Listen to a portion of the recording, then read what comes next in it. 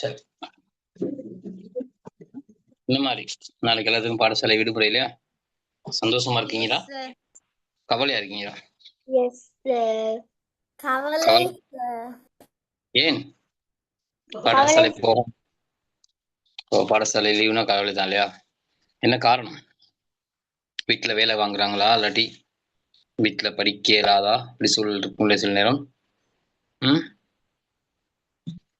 ம் ஓகே. வெயிலும் கூட தானே இல்ல? இப்ப வெயில், வானிலையில இருக்க பிரச்சனை, சரியான வெப்பமா இருக்குது. அதுவும் ஒரு பக்கம் கஷ்டம்தான். ரைட், என்ன படிப்போம்? என்ன பவன் ஹேண்ட் சிக்னல் போட்டிருந்தீங்க தானே? ஓ, கடைசியா படிச்ச விஷயங்கள் கொஞ்சம் ஞாபகப்படுத்துங்க பவன்.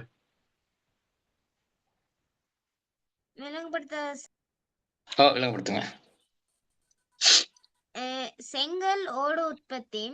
செங்கலோட உற்பத்தியில வந்து நம்ம நாடு வந்து களிமண் உற்பத்தியில வந்து முன்ன காலத்துல இருந்தே நல்ல பாவனையில இருந்து வந்திருக்கு.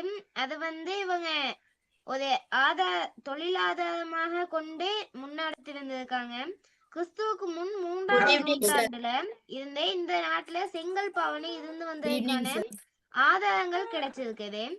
இப்ப வந்து அனுராதபுர காலத்துல இருக்க ஒரு செங்கலையும் இப்ப தற்காலத்துல செய்யப்படுற செங்கலையும் வச்சு பார்த்தோம்னா அவங்க நம்மளை விட எவ்வளவு தொழில்நுட்பமாகவும் அறிவுடனும் செயற்பட்டிருக்காங்க அது விளங்கும். நம்ம இப்ப வச்சிருக்கிற செங்கலை விட அங்க இருக்கிறது வலிமையானதாகவும் மிக பெரிய அளவினதும் காணப்படுது சார். துட்டகைமுனு மன்னதுடைய காலத்துல கிறிஸ்துக்கு முன் 161ல இருந்து 137வது வருடத்துல ருவன்வெளி சாய போன்ற பிரம்மாண்டமான தாது கோபுரங்களை அவர் நிறைய கட்டியிருக்காரு. அதுக்கு தேவையான செங்கற்களை வந்து உற்பத்தி செய்யறதுக்காக அதுக்கான தொழில்நுட்பம் வந்து அப்ப வளர்ச்சி அடைஞ்சிருந்துச்சு. துட்டகைமுனு மன்னன் வந்து அந்த தாது கோபுரத்தை கட்டுறப்ப அந்த செங்கல் உற்பத்தியாளர் அழைத்து மிகவும் உறுதியான செங்கற்களை எப்படி உற்பத்தி செய்யலாம் என்பதை பற்றி கலந்துரையாடி அப்படி நல்ல பலமான செங்கலை உற்பத்தி செய்யக்கூடியதை தெரிவு செய்து கொண்டதாக மகாவம்சத்துல குறிப்பிடப்பட்டிருக்கதா சொல்றாங்க. அனுராதபுர ராஜ்யத்துல பாதியில இன்னைக்கு எப்படி இருக்கோ செங்கல், அதை விட பெரிய அளவான செங்கற்கள் பயன்படுத்தப்பட்டிருக்குது.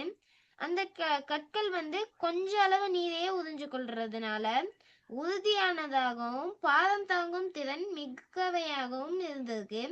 அனுராதபுரத்துல வந்து ஜேத்தவனராம தாது கோபுரத்தை புனர் அமைக்கும் போது அது பழைய செங்கற்களின் உறுதிக்கு சமமான செங்கற்களை உற்பத்தி செய்து கொள்ளும் தேவை உருவாகி இருக்கு.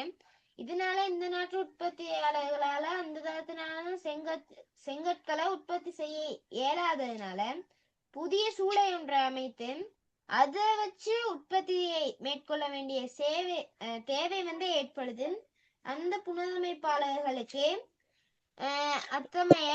அதற்கு அமைய 1990ல இருந்து 91ஆம் ஆண்டுகளுக்கு காலகட்டத்துல அனுராதபுர பிரதேசத்துல கல் கட்டவல எனும் கிராமத்துல சூளை ஒன்றை அமைத்து தேவையான செங்கற்களை உற்பத்தி செஞ்சு கொண்டாங்க. அனுராதபுர யுகத்துல செங்கற்களை உற்பத்தி செய்யற தொழில்நுட்பம் எல்லா நாடு ஃபுல்லாவே பரவி இருந்திருக்கு. அபேகிரி, ஜேத்தவன, தெமல மகாசாய போன்ற தூபிகளை வந்து பொலனறுவை போன்ற மாளிகைகளும் பொலனறுவை அரச மாளிகைகளிலும் இது செங்கற்கள் வந்து அதிக அளவுல பயன்படுத்தப்பட்டிருக்குது சார். இன்னைக்கு எஞ்சி இருக்கிற கட்டூன்களின் சிதைவுகளை பார்க்கிறப்ப புராதன கட்டிடங்களின் கூரை கம்புகளால் உருவாக்கப்பட்டு ஓடுகளால் வேயப்பட்டிருக்கலாம் அப்படிங்கிற முடிவுக்கு வராங்க. இந்த மாதிரியான கட்டடங்களை அகழ்வாராய்ச்சிக்கு உட்படுத்தின போது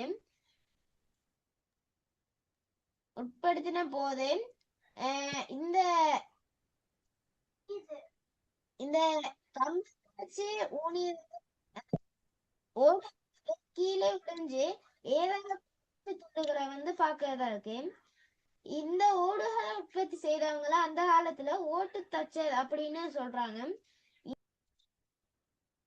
ஓகே பவன், சாத்விகா சாத்விகா என்ன விளங்கப்படுத்த போறீங்க? சமயம் சார்பான கட்டடங்கள். ஓகே. இந்த சமயம் சார்பான கட்டடங்கள்ல தாது கோபங்கள், தூபிமனை, போதிமனை, சிலைமனைகள், விகாரை ஆராமைகள் போன்றன உள்ளடங்கும். அதுல தாது கோபங்கள்ல இலங்கையில் அமைக்கப்பட்ட முதலாவது தாது கோபம் எது என்று சொன்னா தூபராம தான் இலங்கையில் முதலாவது அமைக்கப்பட்ட தாது கோபம். அனுராதபுர காலத்தில் தலைநகர் அனுராதபுரத்தில் காணப்பட்ட தாது கோபங்களாக மிரிசவெட்டிய, மகாதூபி அல்லது ருவன் வெளிசாய, அபயகிரி, ஜேத்தனராம எனும் பிரம்மாண்டமான தாது கோபங்கள் காணப்பட்டது. சேருவில, சோமாவதிய, திஸ்ஸ மகாராம, மெதிரிகிரிய, தீகவாபி, நீலகிரி போன்ற தாது கோபங்கள் அனுராதபுரத்திற்கு தலைநகருக்கு வெளி பிரதேசங்களில் காணப்பட்ட பாரிய தாது கோபங்களா காணப்படுது. அடுத்து அனுராதபுர புலனறுவை காலங்களில் அமைக்கப்பட்ட தாது கோபங்கள் எவை என்று சொல்லக்குள்ள அனுராதபுர காலத்துல அமைக்கப்பட்ட தூபி தூபராம. இதை கட்டிய மன்னன் தேவநம்பியதீசன்.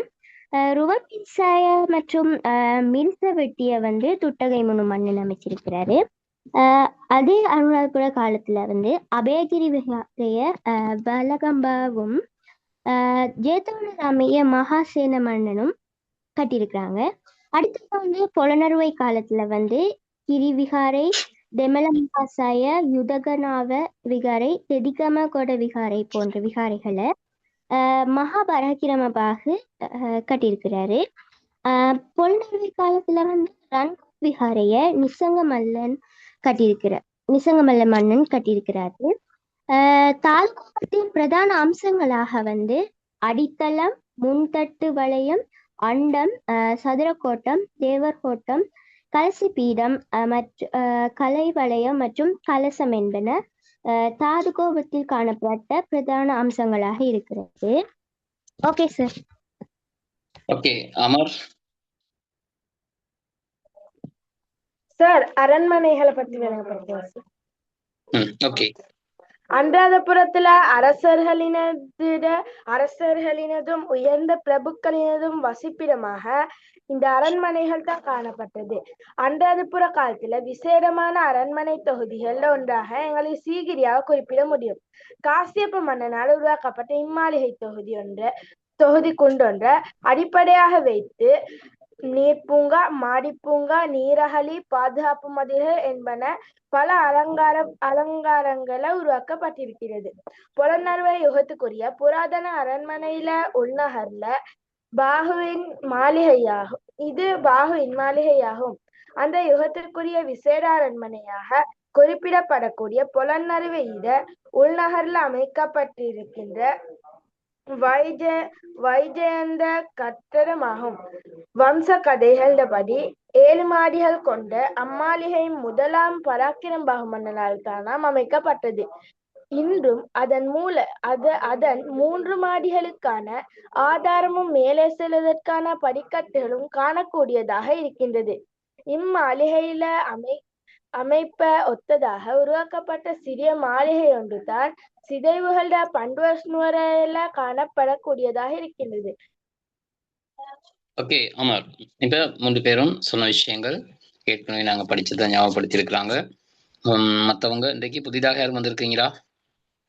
இன்றைய நாள் கிளாஸுக்கு வந்தவங்க இல்லதானே? எல்லாரும் அங்கே ஏற்கனவே கிளாஸ்ல உள்ளவங்க தானே இருக்கிறீங்க. ரைட். கடைசியாக நாங்க கண்டிராட்சியம் நான் உங்களுக்கு விளங்கப்படுத்தியிருந்தேன். யார் ஒருத்தர் ஆன்சிக்னல் வந்தது? ரைட். கண்டிராட்சியம் உங்களுக்கு நான் விளங்கப்படுத்தியிருந்தேன். கண்டிராட்சியத்துல சில வினாக்கள் நான் உங்கள்கிட்ட கேட்க போறேன். தெரிஞ்சாக்கள் மைக் ஆன் பண்ணிவிட சொல்லுங்க. கண்டிராட்சியம் எத்தனையாம் ஆண்டு தோற்றுவிக்கப்பட்டது? ஆண்டு உங்களுக்கு கேள்வியில வராது, இருந்தாலும் தெரிந்து வைத்துக் கொள்றதுக்காக கண்டிராட்சியம் எத்தனையாம் ஆண்டு தோற்றுவிக்கப்பட்டது? 1469. 1469 கிறிஸ்துவுக்கு பின். கிறிஸ்துவுக்கு பின்னா இருந்தால் நான் கிபி போடுறது அவசியம் இல்லை. இருந்தாலும் போட்டு எழுதலைன்னா ஓகே. கிறிஸ்துவுக்கு பின் கிமு அப்படின்னா கட்டாயம் கிறிஸ்துவுக்கு முன் போட்டே ஆகணும். தோற்றுவித்தவன் சேன சம்பத்த விக்ரமபாகு. சேனா சம்பத்த விக்ரம பாகு. ரைட். சிரோமிஜன், உங்களுக்கான ஒரு கேள்வி. கண்டி ராஜ்யத்திற்கு வழங்கப்பட்ட வேறு பெயர்கள் ஏதாவது 2 சொல்லுங்க. சிரோமிஜன்.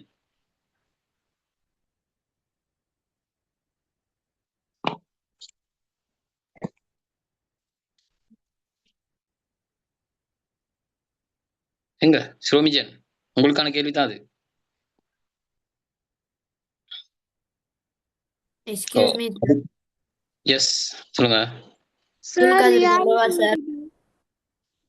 ஓகே, சிரோமிஜன் கிட்ட கேட்டேன், சிரோமிஜன் சொல்லல. லியானியா கேட்டீங்க, எனக்கு சொல்லவான்னு சொல்லி. இல்ல சார், அப்துல் காதிர். அப்துல் சொல்லுங்க. அப்துல் காதிர். கண்டி நகரம். சொல்லுங்க, பேர்கள் சொல்லுங்க. சார் பழைய கண்டி நகரம் சார். சார் மகானுவர மலையக பிரதேசம், செங்கடகல, பஞ்சமலை நாடு சார். ஓகே லியோனி. ஸ்ரீவர்தனபுர. சரி, அப்ப பழைய கண்டி நகரம் அது இல்ல. ஏன்னா கண்டி ராஜ்யத்துக்கு வேறு பேர் தானே கேட்டேன் அப்துல் காதிர். இப்ப கண்டி ராஜ்யத்துக்கு வேறு பேர்னா கண்டி நகரம்னு சொல்றது பொருத்தமாக இருக்காது. அதனால பழைய கண்டி நகரம், புதிய கண்டி நகரம் அது பொருத்தம் இல்லை.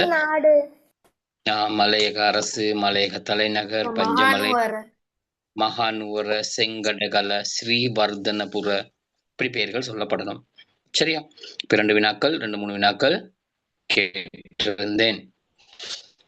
ரைட், பரவாயில்ல. விடைகள் தெரியுதா அப்படின்னு பாக்குறதுக்கு தான் நான் உங்களுக்கு கேட்டேன். கண்டி ராஜ்யத்தை உருவாக்குவதற்காக கிளர்ச்சி செய்தவன் யார்? ஞாபகம் இருக்கா? கண்டி ராஜ்யத்தை தோற்றுவிப்பதற்காக முதலாக கிளர்ச்சி செய்தவன் முதலாம் ராஜசிங்கமன். எல்லா பேரும் சொல்லக்கூடாது. யார்? சேனா சம்பத விக்கிரமபாகு. சேனா சம்பத்த விக்ரமபாகு கண்டி ராஜ்யத்தை தோற்றுவித்தவன் நான் கேட்டேன். தோற்றுவிக்க கிளர்ச்சி செய்தவன் முதலாம் தர்மசூரியன். எல்லாரோட விடையும் பிள்ளை. மதுஜான் சார் என்ன விடை? நான் கேட்ட கேள்வி விட என்ன? கண்டி ராஜ்யத்தை தோற்றுவிப்பதற்காக கிளர்ச்சி செய்தவன் ராஜசிங்க மன்னன். சார் 6ஆம் பராக்கிரமபாகு மன்னனுக்கு எதிராக சொல்லுங்க. ஜோதிய இளவரசன். ஜோதிய என்பவன். இது நான் இன்னைக்கு உங்களுக்கு விளங்கப்படுத்தின விஷயத்த நான் 6ஆம் பராக்கிரமபாகு மன்னனுடைய பெயரை சொல்லாமல் கேட்டேன், யாருக்கு தெரியும்னு சொல்லி. இப்ப எல்லாரும் சொன்ன விடைகள் பில. சேனா சம்பத்த விக்ரமபாகு கிளர்ச்சி செய்யல. அவன் 6ஆம் பராக்கிரமபாகு இறந்ததுக்கு பிறகு கோட்டை ராஜ்யத்திலிருந்து கண்டியை மலையக பிரதேசத்தை தனியாக்கி ராஜ்யமாக உருவாக்கினான். நான் கேட்ட கேள்வி, கண்டி ராஜ்யத்தை உருவாக்குவதற்கு கிளர்ச்சி செய்தவன் ஜோதியம் மட்டும்தான். வேற யாரும் கிளர்ச்சி செய்யல, கைப்பற்றினாங்க. முதலாம் ராஜசிங்கன் கர்லத்த பண்டார மன்னனாகிற நேரம் கைப்பற்றினான், கிளர்ச்சி செய்யல, கைப்பற்றினான். முதலாம் விமலதர்ம சூரியன் போர்த்துகேயரிடமிருந்து கண்டியை கைப்பற்றினான். சரி, போர்த்துகேயர் மன்னனாக தங்களோட ஒருத்தனை மன்னனாக்க முயற்சிக்கும் போது, அதாவது யமசிங்க பண்டாரோட மகனை மன்னனாக்க முயற்சிக்கும் போது அவன் கைப்பற்றினான், கிளர்ச்சி செய்து பிடிக்கல. சரியா? நல்லா கேள்வியை விளங்கி கொள்ளணும். கேள்வி கட்டாயம் நீங்க விளங்கினாதான் சரியான விடை எழுத முடியும். சரியான விடை சரியாக துல்லியமாக சொல்லணும். சரி, இந்த விஷயம் நான் விளங்கப்படுத்தினேன். முதலாம் விமல தர்ம சூரிய மன்னன் நான் விளங்கப்படுத்தல தானே உங்களுக்கு? அதான் இன்னைக்கு நாங்க படிக்கணும். சரி, அதுக்கு முன்னுக்குள்ள விஷயங்கள் ஏதாவது சந்தேகம் இருக்குதா?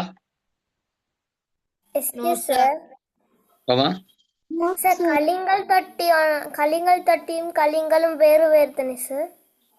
கலிங்கல் தொட்டி வேறு, கலிங்கல் வேறு. Okay sir, thank you. கலிங்கல் தொட்டின்னு சொல்றது குளத்துக்கு உள்ளே சதுர வடிவில அல்லது செவ்வக வடிவில கிணறு மாறி அமைக்கப்பட்டிருக்கிற பகுதி கலிங்கல் தொட்டி. குளக்கட்டு அதாவது குளக்கட்டுக்கு நீரினுடைய அமுக்கம் வராமல் இருப்பதற்காக அமைக்கப்பட்ட ஒரு அமைப்பு. இலங்கையருக்கே உரித்தான உன்னதமான அமைப்பு தான் கலிங்கல் தொட்டி. Thank you sir. கலிங்கல்னு சொல்வது குளக்கட்டிலிருந்து கால்வாய்க்கு நீரை திறந்து விடுகின்ற பகுதி. கலிங்கல் அல்லது மதகுன்னு சொல்லுவோம். உயர்கலிங்கல், ஈரக்கலிங்கல்னு 2 இருக்குது. ஏன் யாராவது பிழையாவது சொல்லி கொடுத்தாங்களா இல்லாட்டி விளங்காம இருந்ததா? இல்ல சார், கேட்டேன், சின்ன டவுட் வந்து.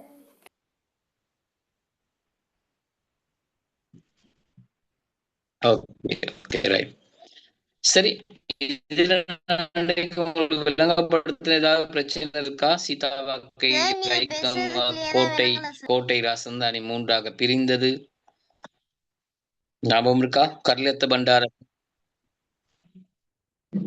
கவரேஜ் இருக்கு, நல்லா கவரேஜ் பிரச்சனை இல்லை, எனக்கு இருக்கு கவரேஜ் இருக்குங்களா? நான் வைஃபையும் போட்டிருக்கேன் இப்ப, அதனால இதுதானே ரைட். கர்லத்த பண்டார முதலாம் ராஜசிங்கன் கண்டி ராஜதானியை ஆக்கிரமிக்கும் போது போர்த்துகேயரிடம் தஞ்சமடைந்தான். மன்னார் பகுதியில வைத்து அவன் தஞ்சமடையும் போது தன்னுடைய மகள் குசுமாசன தேவியையும் மருமகன் யமசிங்க பண்டார மற்றும் குடும்பத்தோடு போய் தஞ்சமடைந்தான்.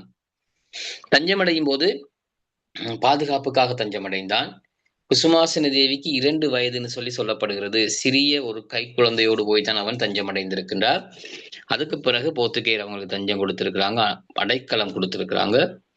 பிறகு முதலாம் ராஜசிங்கன் கண்டி ராஜதானியை கைப்பற்றி கொண்டான். முதலாம் ராஜசிங்கன் கண்டியை கைப்பற்றுவதற்கு உதவி செய்த வீரசுந்தர பண்டாரவை சிறிது காலத்துல முதலாம் ராஜசிங்கன் கொலை செய்கின்றான். அவருக்கும் 2 பேருக்கும் ஏற்பட்ட முரண்பாடு காரணமாக, கருத்து முரண்பாடு காரணமாக. ஆகவே அவனுடைய முதலாம் வீரசுந்தர பண்டாரோட மகனான கொன்னப்பு பண்டார போர்த்துகேயரிடம் போயிட்டு அவனும் தஞ்சமடைகின்றான். அப்ப இவங்க தங்களுடைய பெயரை மாற்றிக் கொள்றாங்க.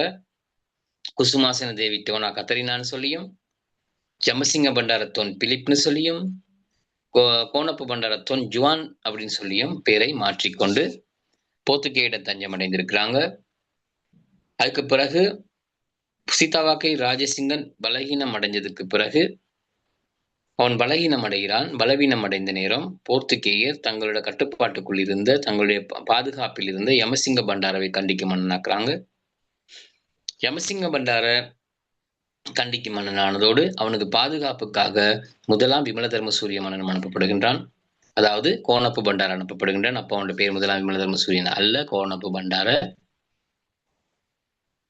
யமசிங்க பண்டார சிறிது காலத்துல நோய்வாய்ப்பட்டு இறந்து விடுகின்றான்.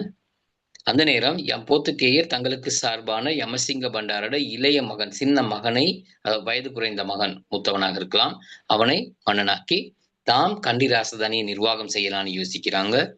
இந்த சந்தர்ப்பத்துல தான் கோனப்பு பண்டார போர்த்துகேயரிடமிருந்து கண்டி ராட்சியை கைப்பற்றி முதலாம் விமல தர்மசூரியன் என்ற பெயரில் ஆட்சிக்கு வந்தார். சரி, இதுவரை நாங்க படிச்சிருந்தோம். இந்த ஒவ்வொரு விஷயமும் உங்களுக்கு தேவை. யாருடைய மைக் ஒன்று இருக்குதே, ஏன்?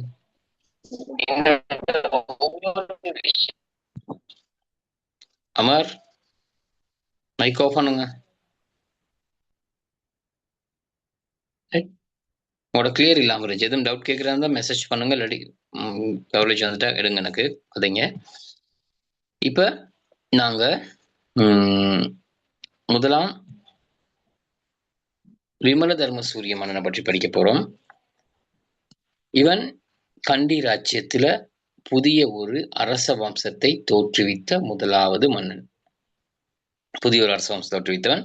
சேனா சம்பத்த விக்ரமபாகுட பரம்பரையில வந்தவன் அல்ல.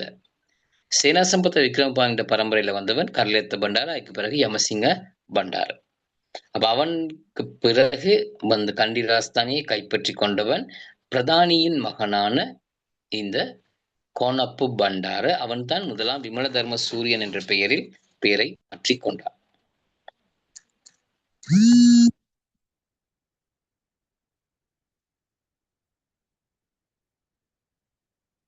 சரி, சீதாவாக்கையின் மன்னனான முதலாம் ராஜசிங்கன் சைவ சமயத்தை தழுவிக்கொண்டு பௌத்த குருமாரில் ஒரு பகுதியினருக்கு எதிராக செயற்பட தொடங்கினான்.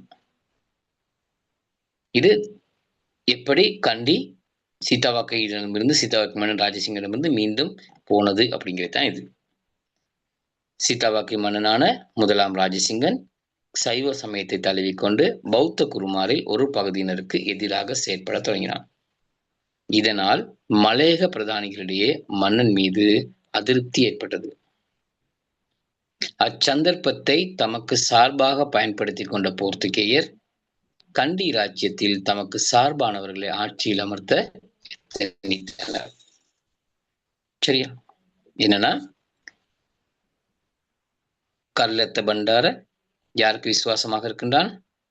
போர்த்துகேயருக்கு விசுவாசமாக இருக்கிறனால தானே அவன் விரட்டப்பட்டான். அந்த நேரம் தானே முதலாம் ராஜசிங்கன் இங்கே வந்தான். சரி, ரைட், சரியா? நல்லா விளங்கிக் கொள்ளுங்க. முதலாம் ராஜசிங்கனும் அதே நேரம் கடைசி காலத்துல அவனும் மதம் மாறுகின்றான். அந்த சந்தர்ப்பத்தை தமக்கு சார்பாக பயன்படுத்தி கொண்ட போர்த்துகேயர் என்ன பண்றாங்க? கண்டி ராஜ்யத்துல தமக்கு சார்பானவர்களை ஆட்சியில் அமர்த்த எத்தனிக்கிறாங்க. அந்த நேரம் போர்த்துகேயர் தமது பாதுகாப்பில் இருந்த கர்லெத்த பண்டாரவின் மருமகனான டொன் பிலிப்பை அரசனாக்கி கொண்டனர். யமசிங்க பண்டார, டொன் பிலிப்னு சொல்றவன் யமசிங்க பண்டார. இவனது பாதுகாப்பிற்காக டொன் ஜுவானையும் மலைநாட்டுக்கு அனுப்பி வைத்தனர். டொன் ஜுவான் தான் கோனப்பு பண்டார, வீரசுந்தர பண்டாரோட மகன் கோனப்பு பண்டார. அவரை அனுப்புறாங்க வீடு பாதுகாப்புக்கு இருக்குன்னு சொல்லி. டொன் பிலிப் சிறிது காலத்தில் மரணமுற்றான், நோய் வந்து இறந்து போனான். இதனால் போர்த்துகேயர் இவனது இள வயது மகனை மன்னனாக்கி பொம்மை ஆட்சி ஒன்றை உருவாக்கி கொள்ள முயற்சித்தனர்.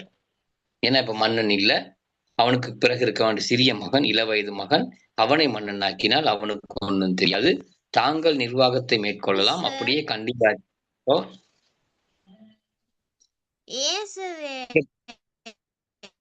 இவர் வந்து கேளுங்க பவன். கேட்கல, நீங்க கேட்ட கேள்வி விளங்கல. அதாவது இவர் இறந்ததுக்கு அதுக்கு அவரோட மருமகன் டொன் பிலிப்பை வந்து அரசனாக்குனாங்க தானே சார். அவர் இவருக்கு பாதுகாப்புக்காக டொன் ஜுவானை மலைநாட்டுக்கு அனுப்பி வச்சாரு. இவர் டொன் பிலிப் வந்து இறந்தோட்டி அவரோட மகனை என்னதுக்கு சார் அரசனாக்குனாங்க? வேற யாராவது ஒரு அனுபவம் வாய்ந்தவர்? அனுபவம் வாய்ந்தவர்களை அரசனாக்கினால் போர்த்துகேயர் கண்டி ராஜ்யத்தை ஆளணும் கைப்பற்றணுங்கிறதுக்காகத்தான் அவங்க என்ன செஞ்சாங்க? யமசிங்க பண்டாரவை ஆட்சிக்கு அமர்த்தினாங்க. இப்ப யமசிங்க பண்டார சிறிது காலத்துல இறந்ததான் அவனுக்கு பிறகு அவனோட மகன் சிறியவனை ஆட்சியில அமர்த்தினாத்தான் தாங்கள் நிர்வாகம் செய்ய முடியாது. சின்ன பொடி அவனுக்கு என்ன விளங்கும்? அவனுக்கு ஆட்சி செய்ய தெரியாது. அவ போர்த்துகேயர் அவனை அரசனாக வைத்து தாங்கள் கண்டி ராஜ்யத்தை நிர்வாகம் செய்து அப்படியே கண்டியை என்ன செய்வார்கள்? கைப்பற்றி கொள்வதுதான் அவருடைய நோக்கம். அப்ப வேறு ஒருவனை நியமித்தால் போர்த்துகேயருக்கு தாங்கள் நினைத்த நிர்வாகம் செய்ய முடியாமல் போய்விடும். அந்த லாபத்துக்காகத்தான் யமசிங்க பண்டாரவை நிர்வாகம் செய்ததும் அவனுக்கு பிறகு அவனுடைய மகனை நியமித்ததும் தாங்கள் கண்டியை ஆளணுங்கிறதுக்காகத்தான். சரி, இதனாலதான் செய்யறாங்க, நோக்கம். சரி, அந்த சந்தர்ப்பத்துல தான் இச்சந்தர்ப்பத்தில் டொன் ஜுவான் போர்த்துகேயருக்கு எதிராக செயல்பட்டு ஆட்சியை கைப்பற்றி கொண்டு மீண்டும் பௌத்த சமயத்தை தழுவினான். இப்ப ஏற்கனவே இந்த வீரசுந்தர பண்டாரோட மகனான கோனப்பு பண்டார கத்தோலிக்க சமயத்தை தழுவி கொண்டான். இப்ப கத்தோலிக்க சமயத்துலதான் இருக்கிறான். அப்ப இவன் தான் யமசிங்க பண்டாரோட மகன், சின்னவன், வயசு குறைந்தவன், ஆட்சிக்கு வந்துட்டால் போர்த்துகேயருக்கு கண்டி ராஜ்யம் போய்விடுமேங்கிற கோபத்துல ஆதங்கத்துல இவன் என்ன பண்றான்? கண்டி ராஜ்யத்தை தான் கைப்பற்றி கொண்டு பேரையும் மாற்றி பௌத்த சமயத்தை தழுவி கொள்கின்றான். கத்தோலிக்க சமயத்தில் இருந்து கொண்டு கண்டி ராஜ்யத்தை நிர்வாகம் செய்ய முடியாது, மக்கள் ஏற்றுக்கொள்ள மாட்டார்கள். காரணம், இங்கு பௌத்த நாடு, பௌத்தம் தான் இருக்கிறது, புத்த சமயம். அப்ப அரசனாக வர்றவனும் பௌத்தனாகத்தான் இருக்கணும். அப்ப அதனால தான் தொன் ஜுவான்கிற பெயரை மாற்றி மீண்டும் முதலாம் விமல தர்ம சூரியன் என்ற பெயர்ல தன்னை பெயர் மாற்றிக்கொண்டு ஆட்சிக்கு வந்தான். சரி, இதனால் ஆத்திரமடைந்த போர்த்துகேயர் இவனை பழி வாங்குவதற்கான சந்தர்ப்பத்தை எதிர்பார்த்திருந்தனர். போர்த்துகேயருக்கு கையில இலகுவாக கிடைத்த ஒரு விஷயத்தை தொன் ஜுவான்னு சொல்லப்படுகின்ற கோனப்பு பண்டார தட்டி பறித்து கொண்டான். அதோடு போர்த்துகேயருக்கு என்ன கோபம்னு சொன்னால், அவனுக்கு பாதுகாப்பு வழங்கியதே போர்த்துகேயர் தான், அடைக்கலம் வச்சு கொடுத்து வச்சிருந்தாங்க. அப்படிப்பட்டவன் தனக்கு எதிராக செயல்பட்டு விட்டானேங்கிற கோபத்துல எப்படியாவது முதலாம் விமலதர்ம சூரியனை பழி வாங்கணுங்கிற நோக்கத்துல போர்த்துகேயர் செயல்பட்டாங்க. கை கெட்டியது வாய் கெட்டவில்லை என்பது போலதான் இந்த சம்பவம் இல்லையா. கண்டி ராஜ்யம் தங்கள் கைக்கு வர்ற நிலையில கோனப்பு பண்டார ஆட்சியை கைப்பற்றி கொண்டு தான் கண்டிக்கு மன்னனாகிவிட்டான். ஆகவே போர்த்துகேயருடைய கனவு எதிர்பார்த்தது நிறைவேறவில்லை. ரைட்டா?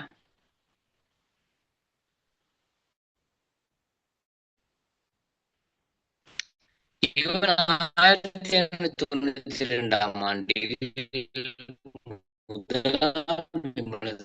சூரிய மன்னன் எனும் பெயரில் கண்டிக்கு மன்னனானமே கண்டி ராஜ்ய வரலாற்றில் மிக முக்கியமான சம்பவமாகும். சூரிய சிங்கள பெயர்களாக வைக்கப்பட்டது.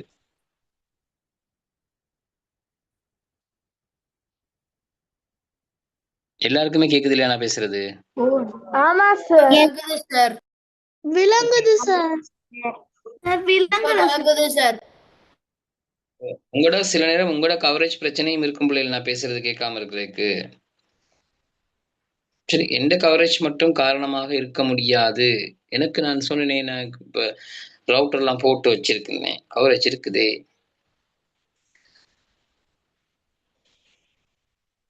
போயிட்டு வரும். அப்ப கிளியரா கேட்கல சார். இப்ப ஓகே சார். வீடியோ கொஞ்சம் ஆஃப் பண்ணி வைக்கிறேன். அப்ப வீடியோ ஆஃப் பண்ணி வச்சால் கொஞ்சம் அந்த கவரேஜ் வர வாய்ப்பு இருக்கிறது, சத்தம் கேட்கும். சரி, ரைட். 1892 ஆண்டில் முதலாம் விமலதர்ம சூரிய எனும் பெயரில் கண்டிக்கு மன்னனானமை கண்டி ராஜ்ய வரலாற்றில் மிக முக்கியமான ஒரு சம்பவமாகும். அவன் அரசனானமையால் கண்டி ராஜ்யத்தில் போர்த்துகேயருக்கு சார்பான அரசு ஒன்றை உருவாக்கி கொள்ளும் முயற்சி தடைப்பட்டது. இப்ப யோசிச்சு பாருங்க, போர்த்துகேயர் கண்டியை கைப்பற்றுகின்ற சந்தர்ப்பம் கையில கிடைத்தும் அது தன்னுடைய பாதுகாப்பில் தாங்களே பாதுகாத்து வந்த ஒருவன் தங்களுக்கு எதிராக செயல்பட்டு தான் கண்டி ராஜ்யத்தை கைப்பற்றி கொண்டது எந்த அளவுக்கு போர்த்துகேயருக்கு பாதிப்பை உண்டு பண்ணியிருக்கும். அந்த பாதிப்பு கோபம்தான் விமலதர்ம சூரியனை எப்படியாவது தோற்கடிக்கணுங்கிற எண்ணம் போர்த்துகேயருக்கு இருந்தது. ஆனா அதை போர்த்துகேயர் என்ன செய்ய முடியல, நிறைவேற்றி கொள்ள முடியாமல் போய்விட்டது கடைசி வரை. விமலதர்ம சூரியனோடு போர் செய்தார்கள். ஆனால் அந்த போர்களில் விமலதர்ம சூரிய மன்னன் தான் வெற்றி பெற்றான். சரியா? இந்த முதலாவது கட்டத்தை பார்த்துக்கொள்ளுங்க பிள்ளைகள். விமலதர்ம சூரியனுடைய முதல் நிலையை மட்டும் பார்த்துக்கொள்ளுங்க. நான் அவனுடைய பணிகளை விளங்கப்படுத்துறேன், முக்கியமானது விமலதர்ம மன்னன் முக்கியத்துவம் பற்றி விளங்கப்படுத்துறேன், அதுக்குள்ள பார்த்துக்கொள்ளுங்க.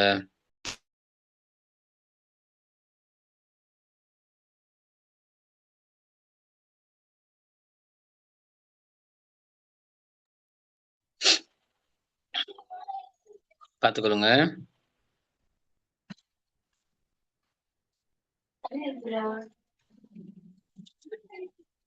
சரி,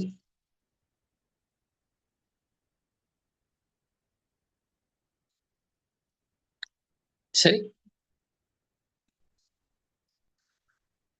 நோ சார். ஓகே. இப்ப அந்த விமலதர்ம சூரிய மன்னனோட முக்கியத்துவம் படிக்க போறோம். முதலாம் விமலதர்ம சூரிய மன்னனது முக்கியத்துவம்.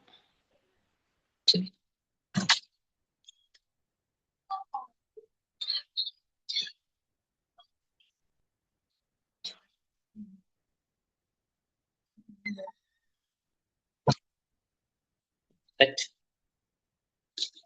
முதலாம் விமலதர்ம சூரிய மன்னனுடைய முக்கியத்துவத்துல நிறைய விஷயங்கள் இருக்குது. நான் அன்றைக்கு சொன்னது போல முதலாம் விமலதர்ம சூரிய மன்னன் சாதாரண பரீட்சையில இவரை பற்றிய வினாக்கள் வரும், இவரை பற்றிய விளக்கம் வரும், இவருடைய பணிகள் வரும், நிறைய விஷயங்கள் கேட்கப்படும். அதனால நல்லா கவனமா ஞாபகம் வச்சுக்கொள்ளுங்க. 1592 ஆண்டிலிருந்து 1604 ஆண்டு வரை முதலாம் விமலதர்ம சூரிய மன்னன் கண்டி ராஜ்யத்தை ஆண்டான் இல்லையா?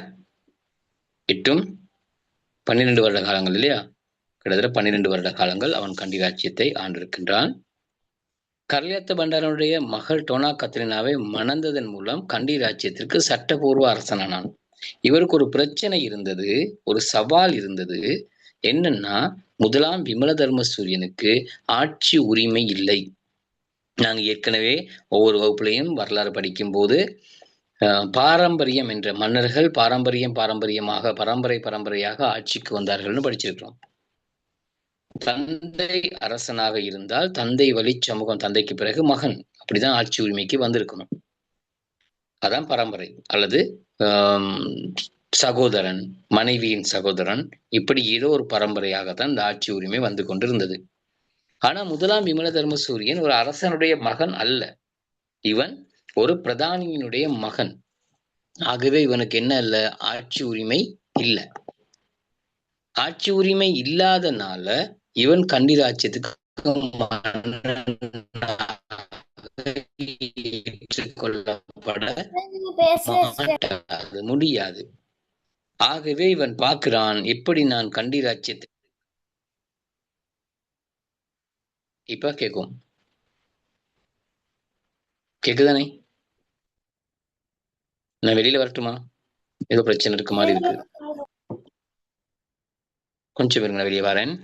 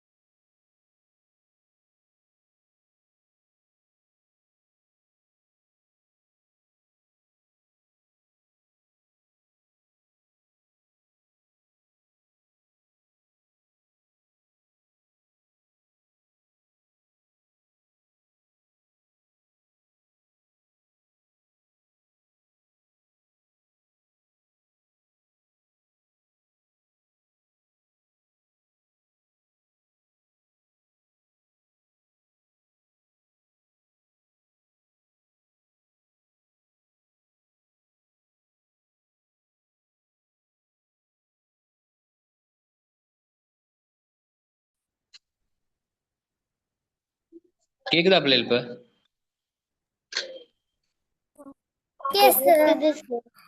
Okay sir.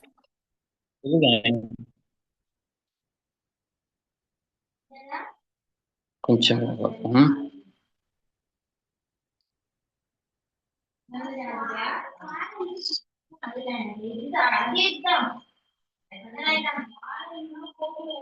சரிதானே பிள்ளை? ரைட்.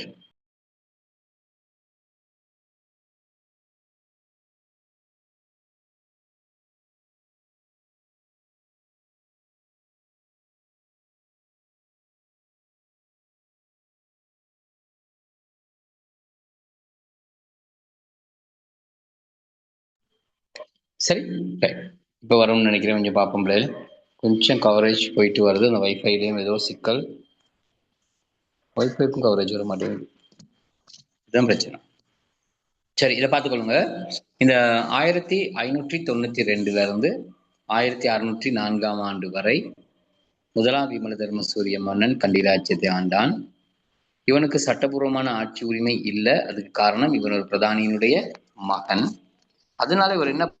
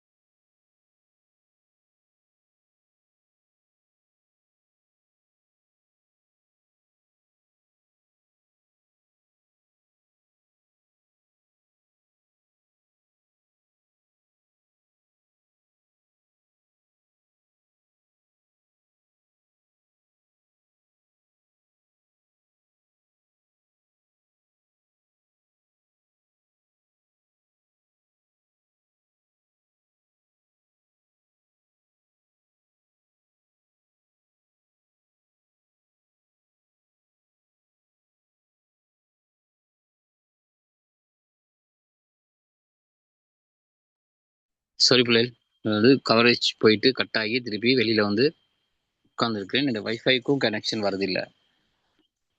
பட் அந்த முதலாம் விமல தர்மசூரியனை பற்றி சொல்லிட்டு இருந்தேன். முதலாம் விமல தர்மசூரியனை பற்றி சொல்லிட்டு இருக்கும்போது நீங்கள் அடுத்த விஷயத்தை பார்த்துருப்பீங்கன்னு நினைக்கிறேன். இந்த லைன் கட் ஆகிற நேரம். அடுத்து இப்படி லைன் கட் ஆகிட்டா நீங்கள் அடுத்து வர்றதை பாருங்கள். அடுத்து என்ன இருக்குது?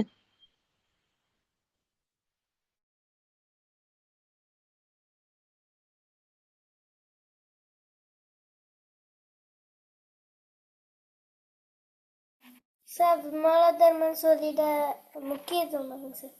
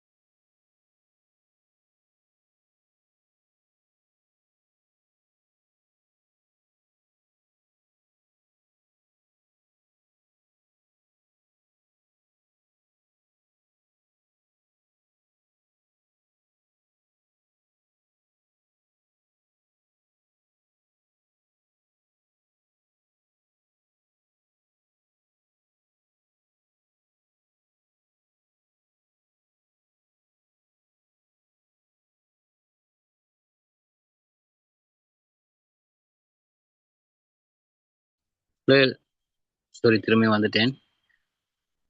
கொஞ்சம் பவன் ஒஸ்ட் உங்களுக்கு இருக்குது, ஒஸ்ட் எனக்கு மாத்திருங்க பவன்.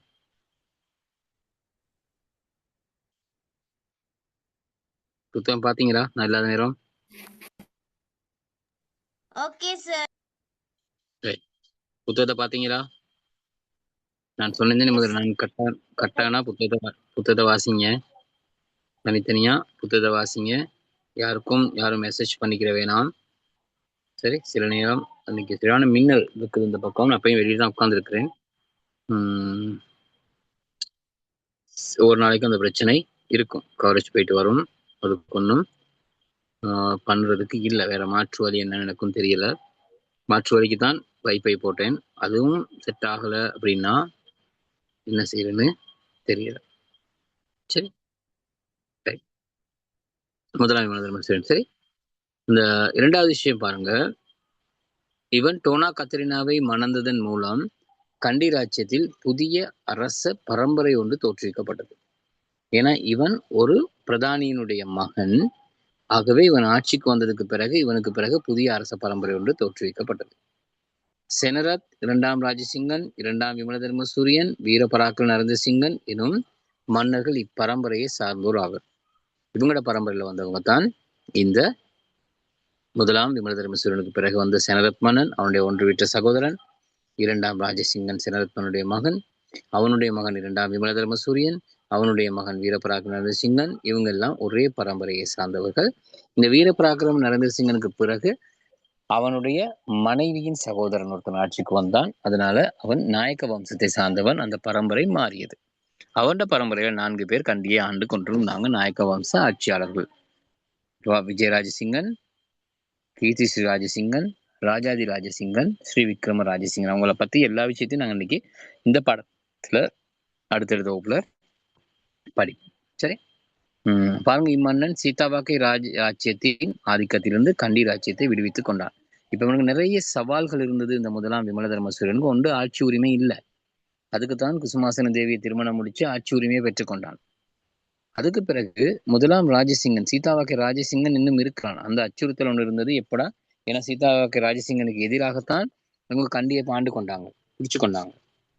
அப்ப அவன்கிட்ட இருந்து கண்டியை பாதுகாக்கிற ஒரு சவால் ஒன்று இருந்தது. அந்த சவாலையும் இவர் என்ன செய்தான்? வெற்றி பெற செய்தான். சரி,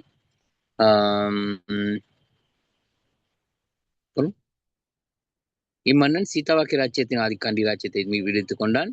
சீதாவாக்கை மன்னன் கண்டி மீது படையெடுத்த போது விமலதர்ம சூரியனை அவனை தோற்கடித்தான். அந்த படையில தோல்வி அடைந்து போற நேரம்தான் சீதாவாக்கை ராஜசிங்கன், அதாவது 1ஆம் ராஜசிங்கன், பெத்தங்கொடங்கிற இடத்துல ஒரு மூங்கில் கம்பு குச்சி ஒன்று காலில் குத்தி அவன் இறந்து விட்டான். உடனே இருக்கல சிறிது காலத்துல அது விஷமாகி அவன் இறந்ததாக சொல்லப்படுகிறது. சரி, போர்த்துகேயரின் ஆதிக்கத்துக்கு எதிராக செயல்பட்ட இம்மன்னன் 1594ஆம் ஆண்டில் தந்துரை போரிலும் 1602ஆம் ஆண்டில் பலனை போரிலும் போர்த்துகேயரை தோல்வியடைய செய்தான். ஏன்னா போர்த்துகேயரிடமிருந்து அவன் என்ன செஞ்சான்? ஆட்சியை கைப்பற்றினான்.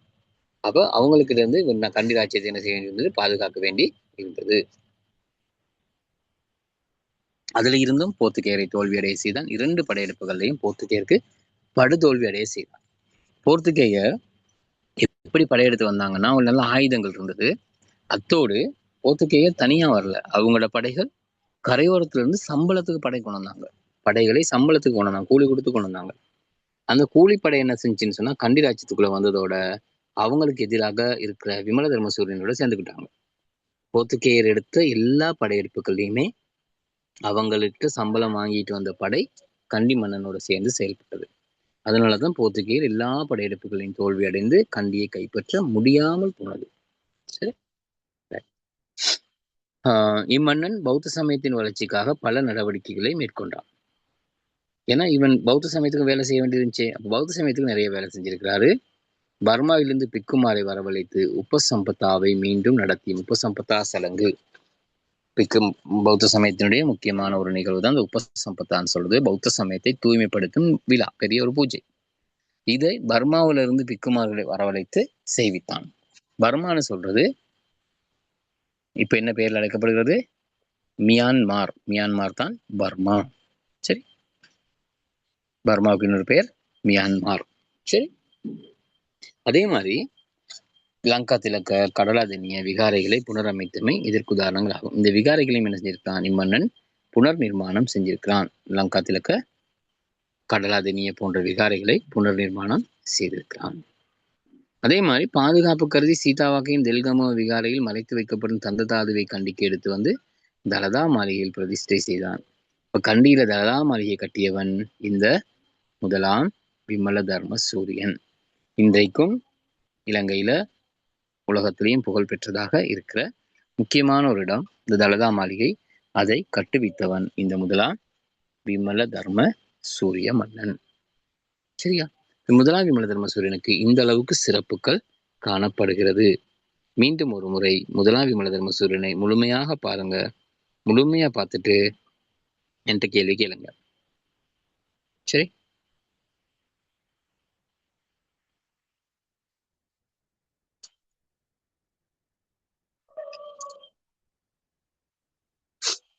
அவசரம் இல்லாமல் பாருங்க பிள்ளைகள்.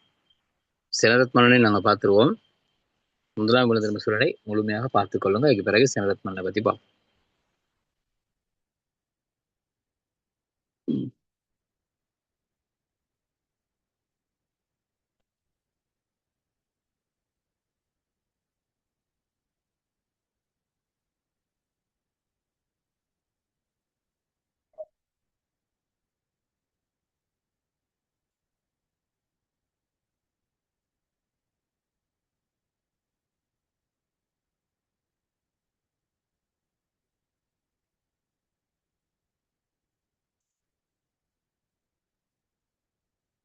பார்த்துட்டீங்களா?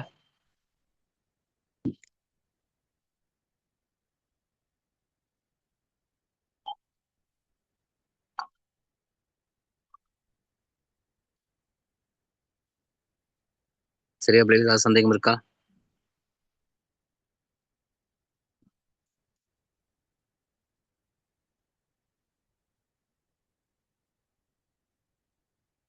எக்ஸ்கியூஸ் மீ சார், கேளுங்க. இந்த விஹாரை எங்க இருக்கு சார்? இதா இது சீட்டாவாக்கை தெல்கமுவ. தெல்கமுவன்னு சொல்றது சீட்டாவாக்கை பக்கம் இருக்குது. சீட்டாவாக்கையில இருந்த குருவிட்ட தெல்கமுவ கேகால்ல இருக்கு தானே. கேகால்ல பார்த்திருப்பீங்க, கேள்விப்பட்டிருக்கீங்களா? அங்கதான் அங்க இருக்க விகாரையில தான் மறைத்து வைக்கப்பட்டிருந்தது.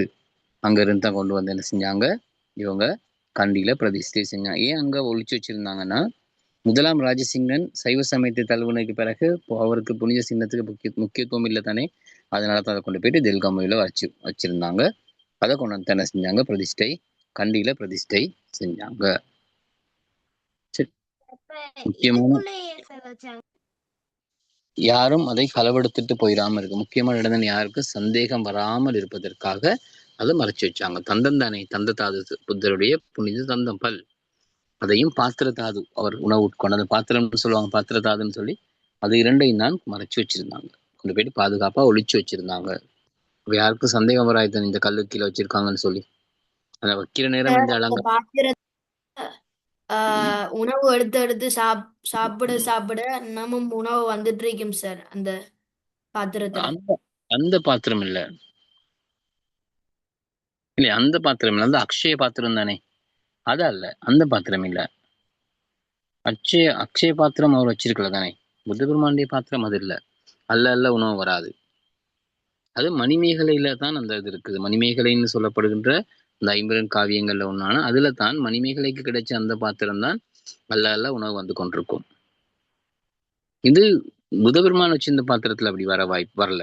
அவர் தான் ஞானத்தை பெற்றதுக்கு பிறகு அவர் தங்களோட இப்ப இருக்க பிக்குமார்மார் தானே இருந்து என்ன செய்யறாங்க, குருவராக போயிட்டு அவங்க அந்த உபதேசம் பண்றாங்க சமயத்தை, தங்களோட பௌத்த சமயத்தினுடைய கொள்கையை சொல்றாங்க.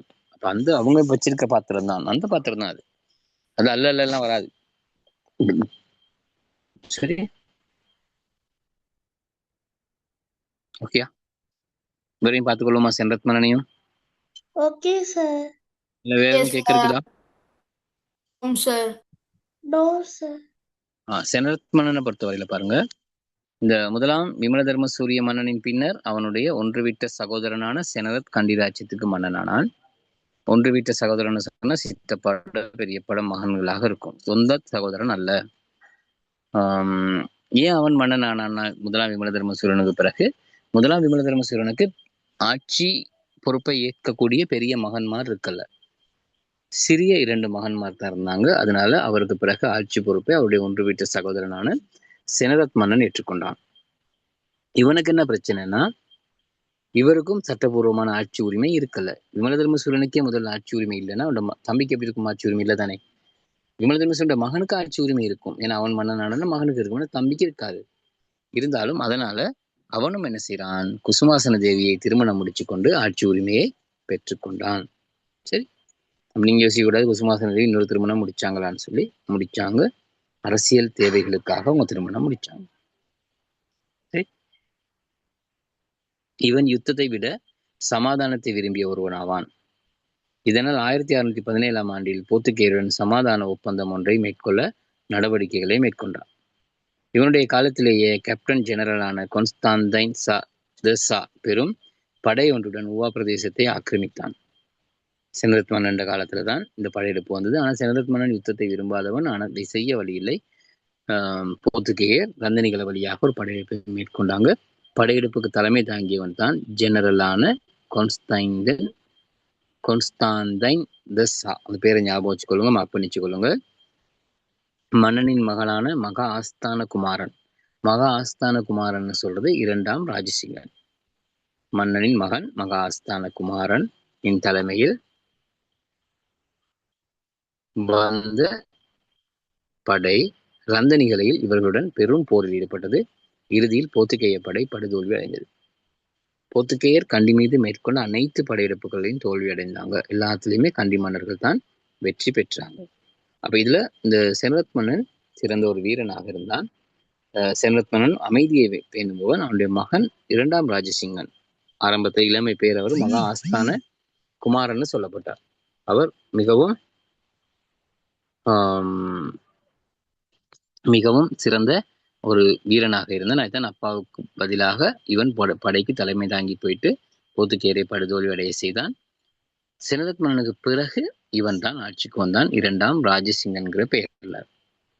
இப்போ உங்களுக்கு ஒரு சந்தேகம் வரும், ஏன் செனரத் மன்னனுடைய மகன் ஆட்சிக்கு வந்தான்? விமலதர்ம சூரியன் மகன் 2 பேர் இருக்காங்க தானே, அவன் ஆட்சிக்கு வந்திருக்கலாம் தானேன்னு யோசிக்கலாம். விமலதர்ம சூரியனுடைய மகன்களும் இருந்தாங்க, ஆனா அவங்க 2 பேரை விட செனரத் மன்னனுடைய மகன் வீரமானவனால, ஆனா செனரத் மன்னன் என்ன பண்ணான், கண்டி ராஜ்யத்தை 3ஆக பிரித்து 3 பேருக்கும் தான் பங்கிட்டு கொடுத்தார். ஏன்னா அம்மா உண்டு தானே, குசுமாசன தேவி தானே அம்மா. அப்ப 3 கண்டி ராஜ்யத்தை 3ஆக பிரித்து 3 பேருக்கும் பங்கிட்டு கொடுத்தார். அதுல 2ஆம் ராஜசிங்கனுக்கு கிடைச்சது கண்டி. விமலதர்ம சூரியனுடைய மகனுக்கு ஒருத்தருக்கு மாத்தளை பிரதேசமும் ஒருத்தருக்கு ஊவா பிரதேசமும் கிடைக்கப்பட்டது. பதுல்ல அந்த பிரதேசமும் கிடைக்கப்பெற்றது. அவங்க அந்த பிரதேசத்தை நிர்வாகம் செஞ்சாங்க. முக்கியமான ராஜ்யமான கண்டி பிரதேசத்தை செனரத் மன்னனுடைய மகனான 2ஆம் ராஜசிங்கன் ஆட்சி செய்தான். சரி, ஓகேயா? 2ஆம் ராஜசிங்கனை பற்றி நிறைய விஷயம் இருக்குது, இதை நாங்க அடுத்த கிழமை படிப்போம். இப்ப திரும்ப ஒருத்தரம் கண்டி ராஜ்யத்துல முதலாம் விமலதர்ம சூரியனையும் செனரத் மன்னனையும் நன்றாக பாருங்கள்.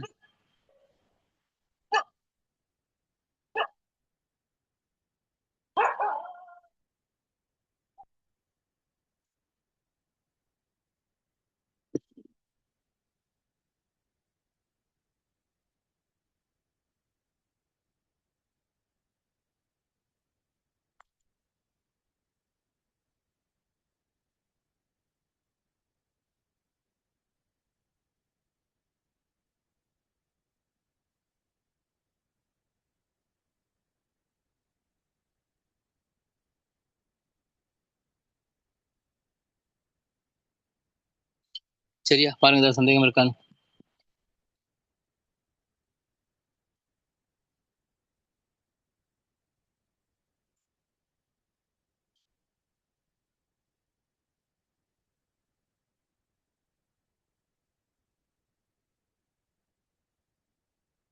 அந்த இடம் இருக்கும், அதை கேட்டீங்க தானே, இப்ப வரையும் அது இருக்கான்னு சொல்லி, அந்த திருகக்கல் அது இது வைக்கப்பட்ட இடம், தனி தந்ததாது வைக்கப்பட்ட இடம் இருக்கும், அது பாதுகாக்கப்பட்டிருக்கும். இப்ப கிட்டத்தில் உள்ள படம் தானே அது இருக்கும். இந்த படம் தானே கேக்குறீங்க, அது இருக்கும். சார் சேதமடைந்திருக்கா இல்லைங்களாம்மா? அது இல்லைங்களா? சேதமடைந்திருக்காதா சார்? இல்ல பாதுகாக்கப்பட்டு தானே இருக்குது. இந்த பாதுகாப்பா இருக்கு, சேதம் அடைஞ்சிருக்காது.